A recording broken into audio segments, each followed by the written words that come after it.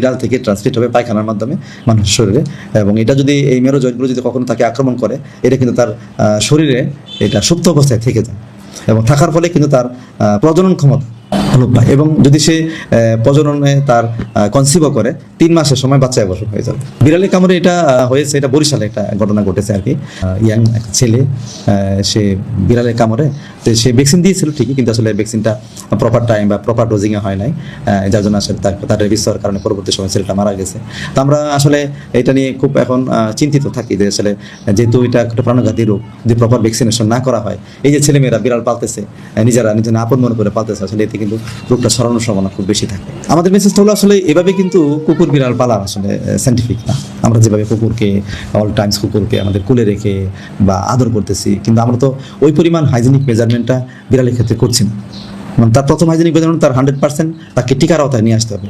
টিকার আওতায় না নিয়ে আসলে কখনোই কোনো বিড়ালকে আমার নিজের কুলে রেখে আদর করার কোনো স্কোপ নেই, ঠিক না? যদি 100% প্রথম কিছু হলো 100% ভ্যাকসিনেশন করতে হবে, দেন তার হেলথ যে তার স্বাস্থ্যগত ব্যাপারটা, তার গোসল করানো, তার পরিষ্কার পরিচ্ছন্নতা, তার শরীরে যেন চামড়ায় কোনো মাইট বা টিক্স বা ফ্লির কোনো ইনফেকশন না থাকে, এই জিনিসগুলো তার নিয়মিত তার অ্যান্থেলমেন্টিক্স সেবন করাটা যেন নিয়মিত হয়, তখন কিন্তু একটা বিড়ালকে আপনি তা আপনার ঘরে, কারণ বিড়াল থেকে কিন্তু সবচেয়ে মারাত্মক একটা ডিজিজ হয়, আমরা অনেকেই এখন জানি না, টক্সোপ্লাজমোসিস। এটা একটা জেনেটিক ডিজিজ, এবং এটা কিন্তু অ্যাবর্শন করে, এবং কোনো মানুষকে 100% স্টেরাইল করে ফেলে।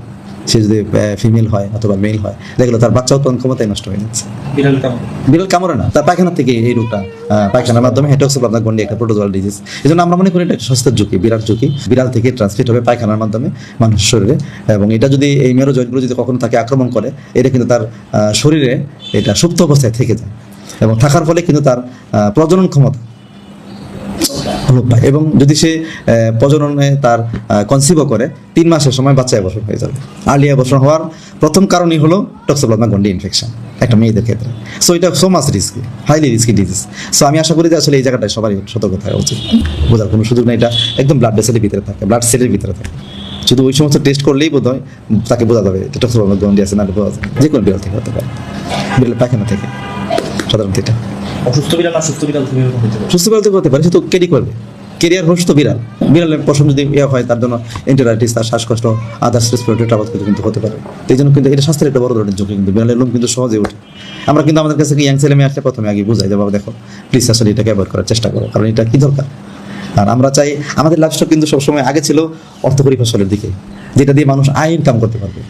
বিড়াল আর কুকুর তো আমাদের অর্থকরী ফসল না, জাস্ট এটা হয়তো একটা মেন্টাল ডিক্রিয়েশন তাকে দিচ্ছে, বা তার হয়তো সঙ্গটাকে তাকে একটা সঙ্গ দিচ্ছে বিদায় তারা এটা করতে। বাট এটা আমাদের দেশের জন্য আসলে আরও একটু আমাদের সবার সজাগ থাকা জরুরি এই সমস্ত কুকুর বিড়াল পালনের ক্ষেত্রে, এটা আমি আশা করি।